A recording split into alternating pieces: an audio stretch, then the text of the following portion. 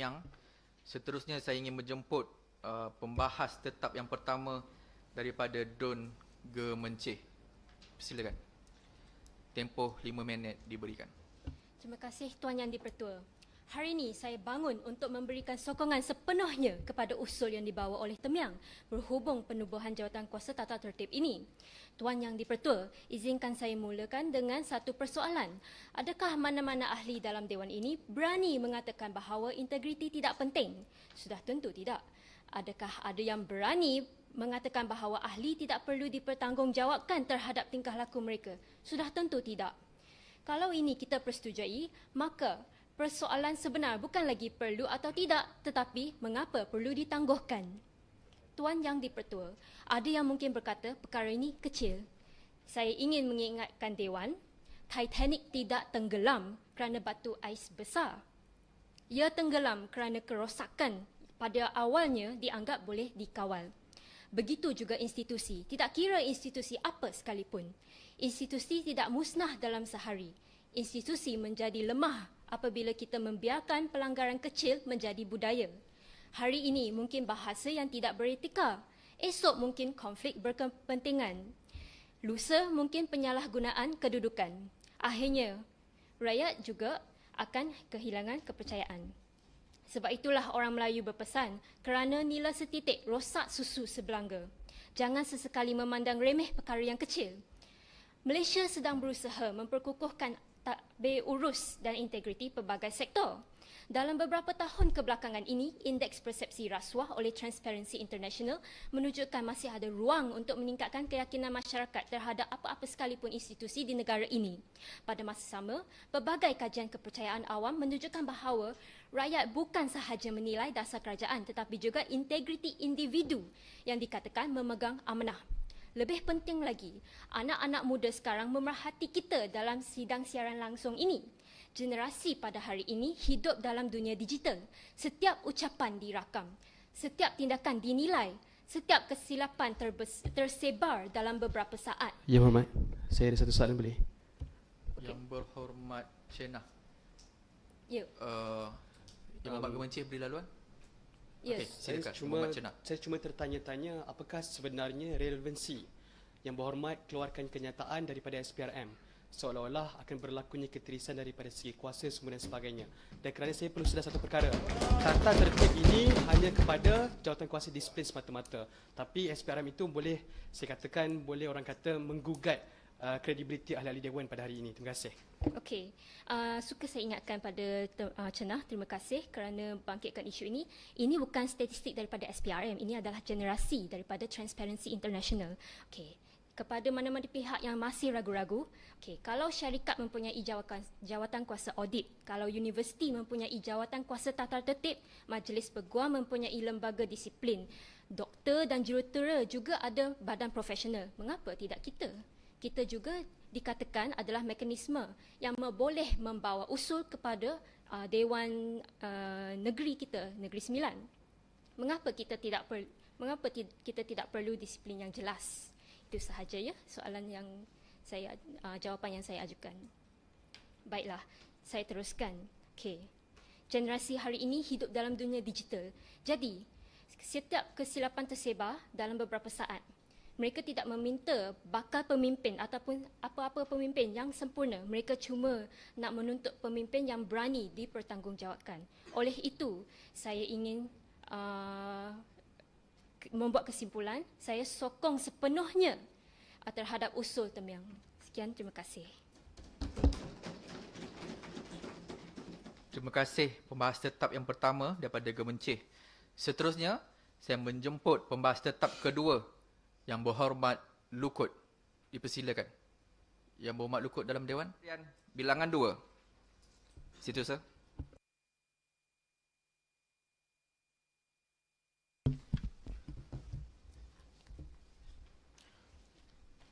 Usul P02, Sikamat, bahawa Dewan ini mencadangkan agar Kerajaan Negeri Sembilan mewujudkan dasar jaminan pendidikan YU Negeri Sembilan bagi memastikan tiada anak Negeri Sembilan tercicir atau terhalang dari meneruskan pendidikan rendah, menengah ataupun pengajian tinggi akibat kekangan kewangan, akses digital, pengangkutan, peralatan pembelajaran dan keperluan asas pendidikan.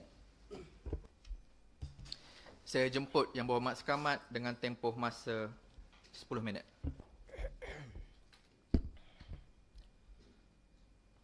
A'udzubillahi minasyaitonirrajim. Bismillahirrahmanirrahim. Assalamualaikum warahmatullahi wabarakatuh. Salam sejahtera, salam bersih muafakat sejahtera Negeri Sembilan.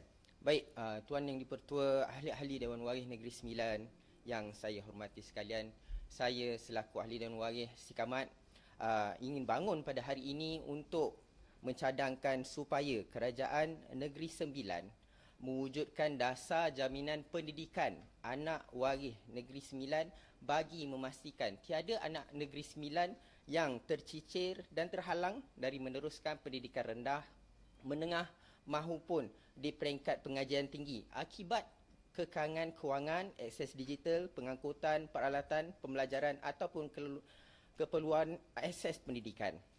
Tuan Yang di-Pertua, saya ingin membawa usul ini daripada dua sudut, iaitu sudut pandang yang amat besar, makro, dan sudut pandang yang kecil, mikro. Pada peringkat makro, kita perlu melihat pendidikan bukan sekadar isu sekolah, peperiksaan ataupun universiti. Pendidikan ialah dasar ekonomi, pendidikan ialah dasar pembasmian kemiskinan. Pendidikan ialah dasar pembangunan modal insan, dan pendidikan ialah dasar yang menentukan masa depan anak-anak jati Negeri Sembilan ini. Kalau kita mahukan Negeri Sembilan menjadi negeri yang berpendapatan tinggi, menarik pelaburan yang berkualiti, membangunkan industri yang berkualiti, teknologi yang tinggi, TVET, kecerdasan buatan yang tinggi dan sektor yang bernilai tinggi, kita bukan sahaja memerlukan bangunan yang tinggi, pencakar langit, jalan raya dan pelaburan. Kita memerlukan anak Negeri Sembilan itu sendiri yang mempunyai ilmu, kemahiran dan peluang untuk bersaing. Dalam masa yang sama, kita mesti memahami realiti keluarga tersebut. Di sebalik angka pendapatan ataupun purata media negeri, ada keluarga yang mempunyai 4 ataupun 5 anak di sesebuah keluarga. Ada ibu ataupun bapa tunggal. Ada penjaga yang bekerja sendiri. Ada keluarga pendapatannya tidak tetap. Kadang-kadang yang menyebabkan seseorang anak tercicir bukanlah kerana dia tidak mahu belajar, tetapi kerana tambang ke sekolah, kerana peralatan komputer ataupun sebarang gadget di rumahnya rosak, kerana tidak mempunyai data ataupun akses internet, kerana tidak mampu membeli buku dan peralatan, kerana mungkin yuran pendaftaran universiti perlu dibayar sebelum bantuan mereka diterima, ataupun kerana duit makan itu terpaksa ditolak dan dikorbankan untuk menampung kos pendidikan.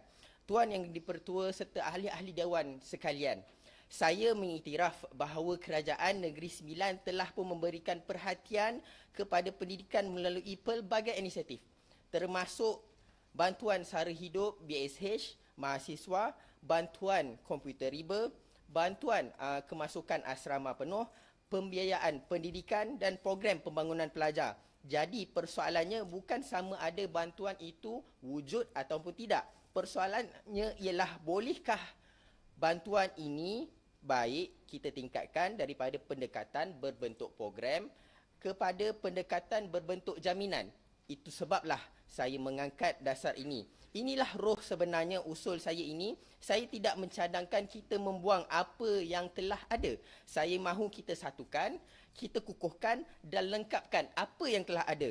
Dari sudut pembahagian kuasa pula, saya memahami bahawa sistem pendidikan merupakan tanggungjawab di bawah Kementerian Pendidikan Malaysia, iaitu Kerajaan Persekutuan. Kerajaan negeri kita tidak perlu mengambil alih fungsi KPM tersebut ataupun KPT.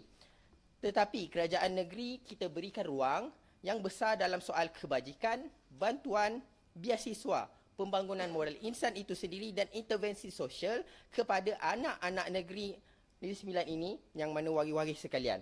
Maka dasar yang saya cadangkan ialah dasar jaminan akses, bukan dasar yang mengambil alih pentadbiran pendidikan oleh Kerajaan Persekutuan mengurus sistem pendidikan tersebut. Kerajaan negeri memastikan anak negeri kita tidak jatuh di celah sistem itu. Tuan Yang di-Pertua, sekarang saya pergi kepada perspektif mikro, yang lebih kecil.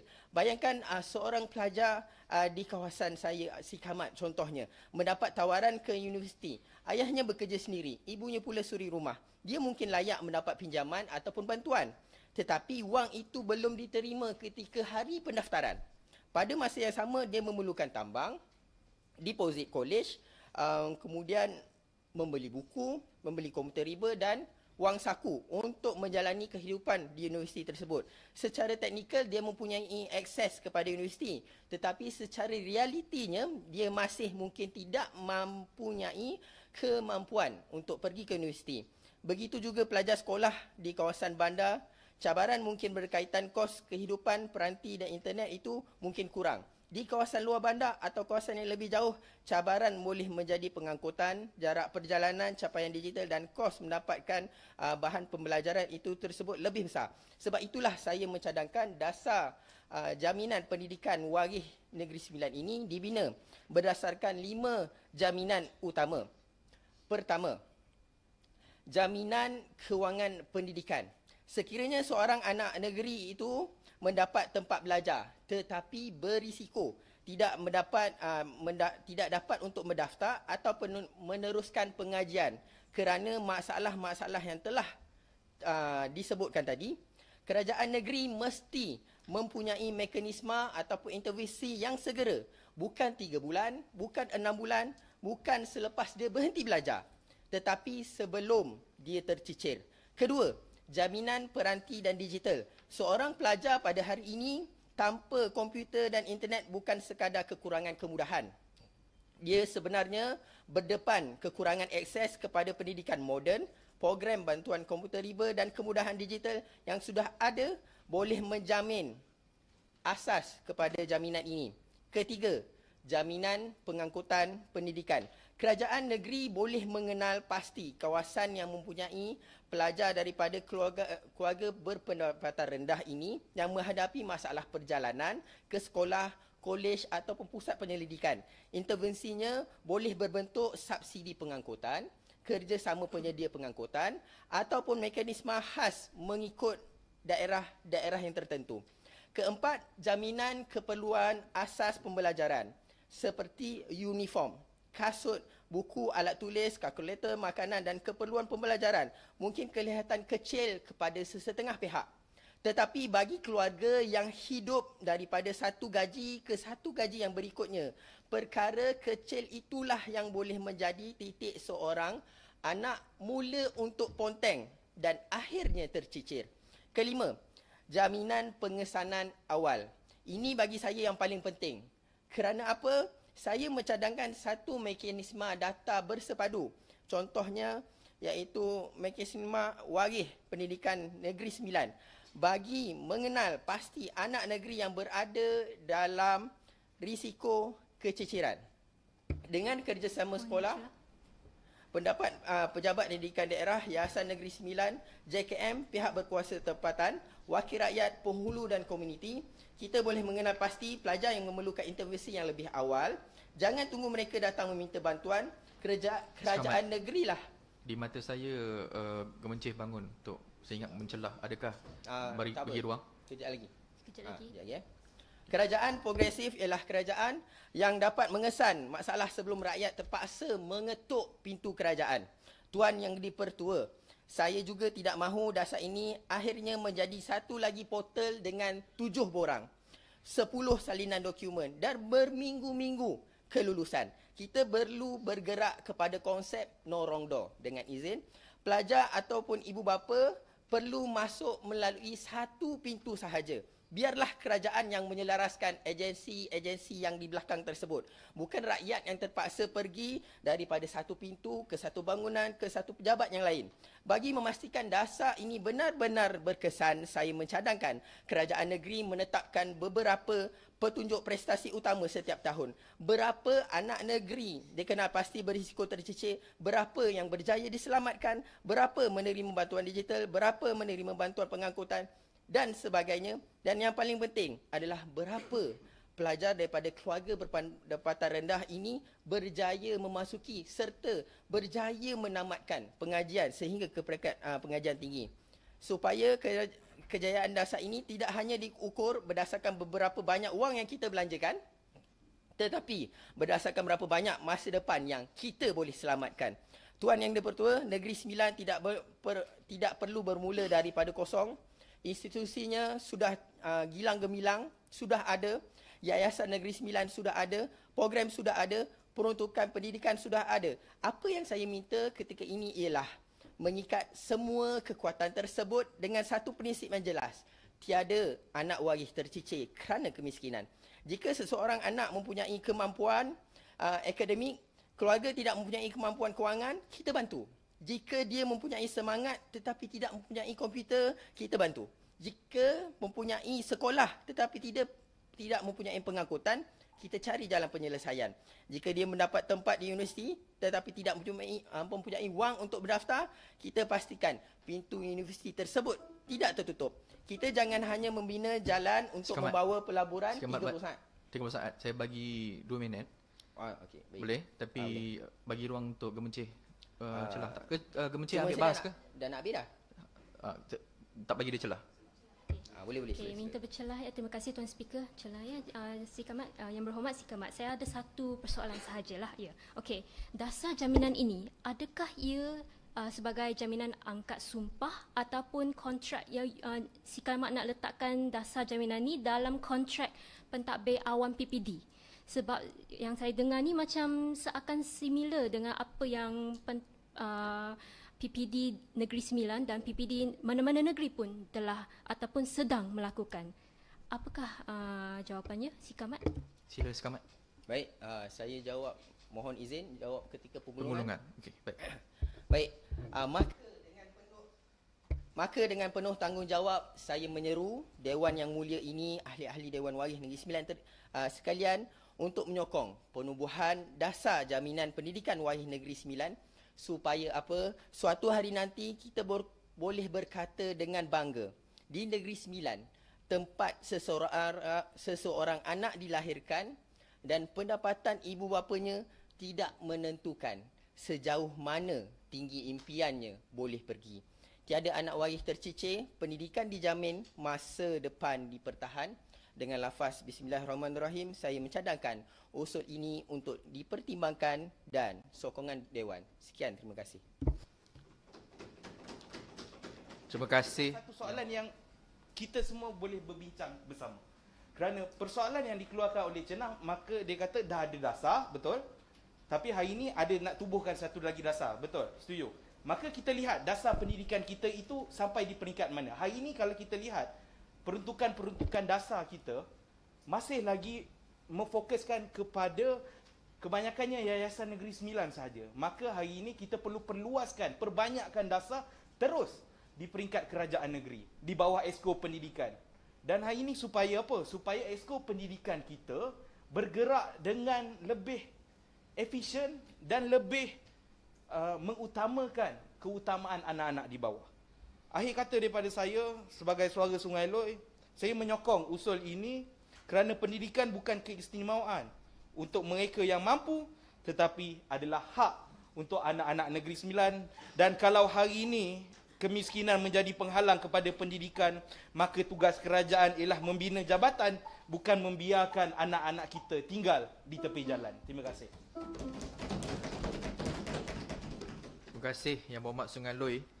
Sebelum saya nak menjemput Yang Berhormat Cenah, tadi saya telah menerima WhatsApp daripada Yang Berhormat Palong untuk menjadi pembahas tambahan. Silakan sekamat 10 minit. Baik, bismillahirrahmanirrahim. Assalamualaikum. Terima kasih sebelum pertama sekali untuk Yang di-Pertua.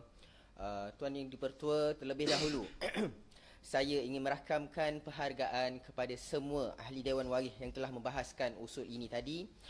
Saya melihat perbahasan yang berlaku hari ini sebagai satu penolakan atau terhadap cadangan ini, tetapi sebagai satu proses memperkemaskan supaya dasar yang saya cadangkan ini, kita cadangkan ini benar-benar boleh dilaksanakan, tidak bertindih, tidak membebankan fiskal negeri dan pada masa yang sama sampai kepada anak yang benar-benar memerlukan. setelah mendengar pandangan daripada Yang Berhormat Gemencih, Yang Berhormat Cenah, Yang Berhormat Palong, Yang Berhormat Pilah, Yang Berhormat Kelawang dan Yang Berhormat Senaling, saya ingin menjelaskan satu perkara asas, iaitu dasar jaminan pendidikan waris ini bukan cadangan untuk kerajaan negeri mengambil alih sistem pendidikan di peringkat federal tersebut. Ini ialah jaminan bahawa tiada anak negeri sembilan jatuh di celah sistem hanya kerana keluarganya tidak mampu mengatasi sesuatu halangan. Menjawab kepada Yang Berhormat Gemencih, adakah dasar ini mengambil alih tugas PPD ataupun KPM sedia ada? Jawapan saya tidak. Dasar ini tidak menggantikan fungsi KPM itu sendiri.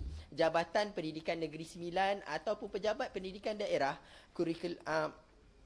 kurikulum pengurusan sekolah, guru, peperiksaan pembangunan sekolah dan urusan pentadbiran pendidikan kekal di bawah sektor yang berkenaan. Peranan kerajaan negeri yang saya cadangkan ialah pada ruang sokongan kebajikan, penyelarasan dan intervensi terhadap halangan akses untuk mencapai pendidikan tersebut. Contohnya, apabila seseorang murid tidak hadir kerana keluarganya tiada pengangkutan, seperti mana YB Palong bangkitkan sebentar tadi,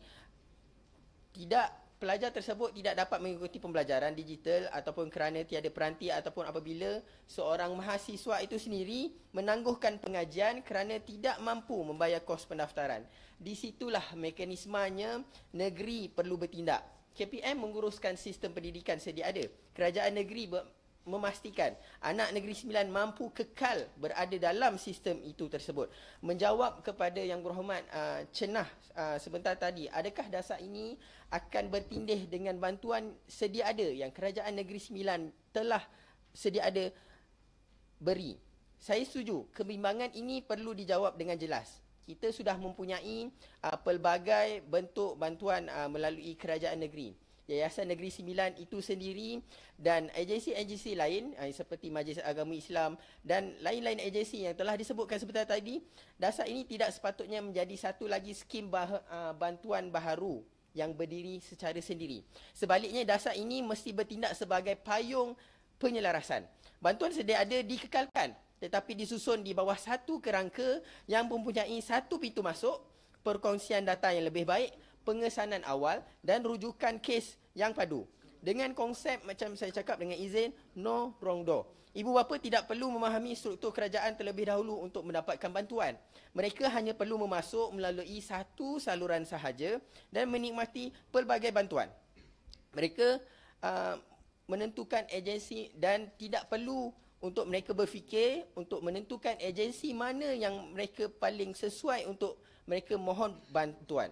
Jadi daripada bertindih, dasar ini seharusnya mengurangkan pertindihan, mengurangkan kececeran permohonan dan mengelakkan bantuan berganda kepada kes yang sama sedangkan kes lain langsung tidak berjaya dikesan. Menjawab soalan Cenah juga, dari mana datangnya kewangan fiskal dan adakah pembangunan ekonomi yang lain perlu dikorbankan? Saya tidak mencadangkan pembangunan ekonomi dihentikan untuk membiayai pendidikan. Malah saya melihat kedua-duanya sebagai satu perkara yang saling menguatkan. Malah pembangunan ekonomi tanpa pembangunan modal insan akan menghasilkan pertumbuhan yang tidak dapat kita nikmati sepenuhnya oleh anak negeri ini sendiri.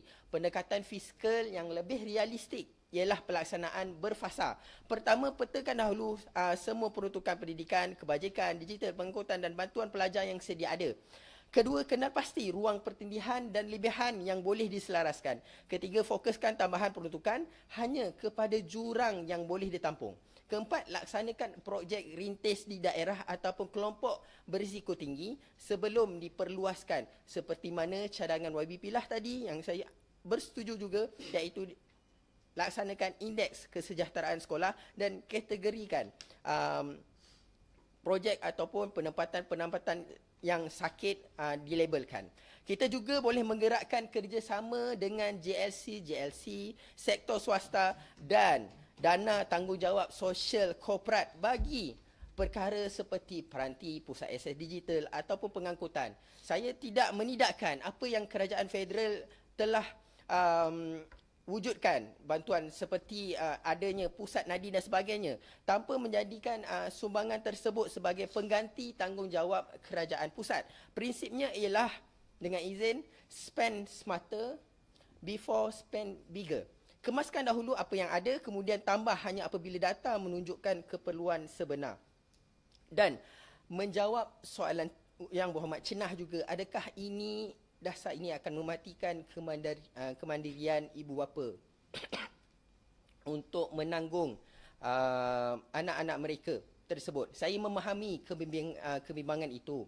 Dasar ini tidak boleh membawa mesej bahawa ibu bapa boleh melepaskan tanggungjawab sepenuhnya kepada kerajaan. Sebaliknya, saya mohon izin minum air. Silakan Sikamat, minum dulu.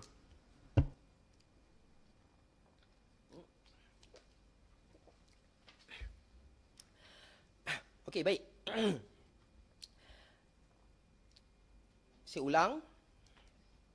Dasar ini tidak boleh membawa mesej bahawa ibu bapa boleh melepaskan tanggungjawab sepenuhnya kepada kerajaan persekutuan ataupun kerajaan negeri. Sebaliknya, kita perlu membina prinsip bertanggungjawab bersama.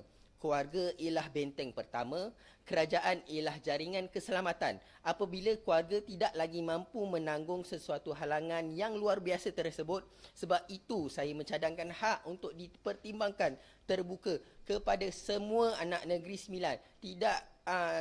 Tidak semestinya di peringkat yang akan belajar di IPT, IPTS, sekolah kerajaan ataupun sekolah bukan kerajaan, sekolah bantuan kerajaan negeri dan sebagainya. Tetapi ia terbuka luas kepada semua rakyat tanpa mengira apa sebarang status quo langsung. Sebab itu saya mencadangkan hak ini untuk dipertimbangkan kepada semua anak negeri sembilan. Tetapi intensiti bantuan berdasarkan tahap keperluan dan risiko, keluarga yang mampu terus melaksanakan tanggungjawab mereka, keluarga yang berada di ambang keciciran mendapat intervensi yang sebenar. Dan tambahan untuk menjawab penyokongan YB Palung, semua anak perlu mempunyai peluang tanpa mengira status quo. Ya, benar. Saya menyambut baik Yang Berhormat Palung pendirian tersebut bahawa dasar ini perlu membantu meringankan beban dan mengurangkan keciciran. Saya bersetuju bahawa prinsip asasnya mestilah inklusif. Anak daripada keluarga B40, M40, keluarga berpendapatan tidak tetap, anak penjaga tunggal, anak yatim, anak di luar bandar ataupun keluarga yang tiba-tiba diuji musibah ataupun anak-anak itu sendiri yang dijaga oleh atuk dan nenek di luar bandar seperti mana Yang Berhormat Selaling sebutkan tadi ataupun Yang Berhormat Kelawang sebutkan sebentar tadi, semuanya boleh dijatuhkan dalam keadaan yang berisiko. Justru saya mencadangkan prinsip universal access, targeted intervention, supaya semua anak boleh dinilai dan mendapatkan pintu masuk kepada sistem tersebut. Tetapi bentuk dan kadar bantuan disesuaikan dengan keperluan sebenar. Itulah sebabnya dasar ini perlu dilaksanakan.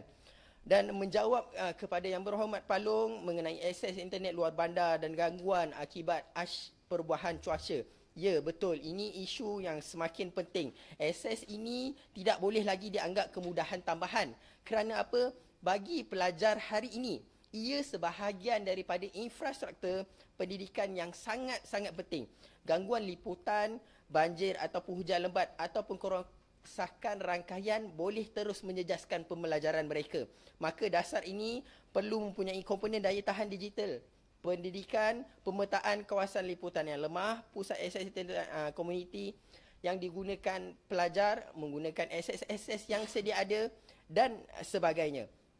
Baik, dan yang terakhir, saya mohon izin untuk tambahan masa, boleh? Yang diputus? Saya bagi seminit tambahan. Baik. Dan yang terakhir mungkin saya ingin menjawab daripada Yang Berhormat Pilah, iaitu cadangan indeks kesejahteraan sekolah. Saya melihat cadangan Yang Berhormat Pilah sebagai penambahbaikan yang sangat konstruktif dan terima kasih. Yang ia memang wajar dimasukkan dalam kerangka dasar ini. Kita memerlukan data bukan sahaja tentang individu tetapi juga tentang keadaan sekolah dan ekosistem pendidikan di sesuatu kawasan. IKS ini boleh menilai sekurang-kurangnya 5 perkara. Keadaan infrastruktur, akses digital, kadar kehadiran dan risiko keciciran, latar sosioekonomi murid tersebut serta keselamatan dan kesejahteraan persekitaran sekolah. Sekolah boleh dikelaskan mengikut tahap keutamaan, contohnya hijau untuk stabil, jingga untuk memerlukan perhatian dan merah untuk intervensi segera untuk diklasifikasi yang dipersetujui semasa pelaksanaan. Dan yang dipertua, selepas mendengar semua perbahasan saya melihat dasar ini boleh diperkukuh kepada beberapa jaminan yang utama. Dan saya percaya setiap anak yang tercicir hari ini bukan sekadar satu statistik pendidikan. Ia adalah potensi tenaga kerja yang hilang, produktiviti yang hilang, mobiliti sosial yang terputus dan kemungkinan kemiskinan antara generasi yang akan berulang. Dan di mana prinsip kita mudah. Tiada anak negeri sembilan harus kehilangan masa depan hanya kerana halangan yang sebenar boleh diselesaikan oleh sistem yang bertindak lebih awal. Maka dengan itu jangan kita ukur kejayaan dasar ini berdasarkan beberapa banyak bantuan yang diumumkan. Ukurlah berdasarkan berapa ramai anak yang berjaya kita kekalkan di sekolah, berapa ramai yang berjaya menyambung pengajian dan berapa ramai keluarga yang tidak lagi terpaksa memilih untuk antara kelangsungan hidup dan pendidikan anak mereka. Dengan itu, saya sekali lagi memohon sokongan Dewan Yang Mulia ini terhadap cadangan mewujudkan dasar jaminan pendidikan Waih Negeri Sembilan sebagai sebuah dasar yang bukan menggantikan sesiapa tetapi memastikan tiada sesiapa tercicir daripada tanggungjawab kita bersama. Sekian, terima kasih. Speaker nak celah yang terakhir. Sebenarnya dia dah tutup dah. Tetapi mereka tak ada satu platform untuk mencari pekerjaan. Sebab saya faham ada yang mahasiswa sendiri pergi Facebook yang cari mengambilkan masa yang panjang.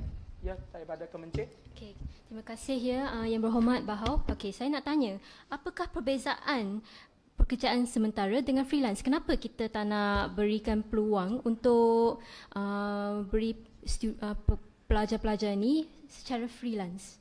Maksudnya mereka sendiri yang menawarkan kepada syarikat. Kenapa kerajaan nak kena buat sistem, kerajaan yang nak kena nak kena kumpul data tersebut? Kenapa bukan pelajar sendiri yang buat? Itu saja. Tambahan. Lingging. Sekejap. Tadi Yang Berhormat Kemencih mungkin Nak pengalaman, kena kerja. Kalau semua majikan mahukan pengalaman, siapa yang hendak beri peluang pertama? Okey, mohon mencelah Yang ya. Berhormat Ampangan bagi laluan. Sila. Okay, terima kasih Tuan Speaker. Terima kasih ini Ampangan. Okay, saya nak bagi tahu something. Saya nak beritahu sesuatu. Okay, tentang pekerjaan.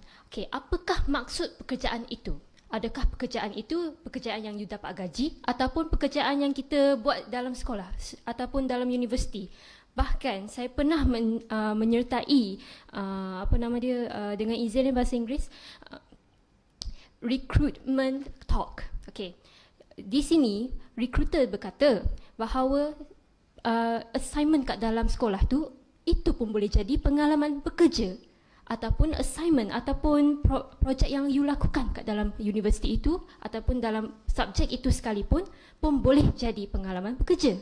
Apakah maksud pekerjaan? Yang Berhormat Ampangan. Cerahan Ampangan, satu cuman. Ampangan bagi laluan. Sedikit ya. Baik, terima kasih Ampangan. Ampangan, saya harapkan Yang Berhormat Ampangan supaya kembali balik kepada fitrah. Fokuskan kepada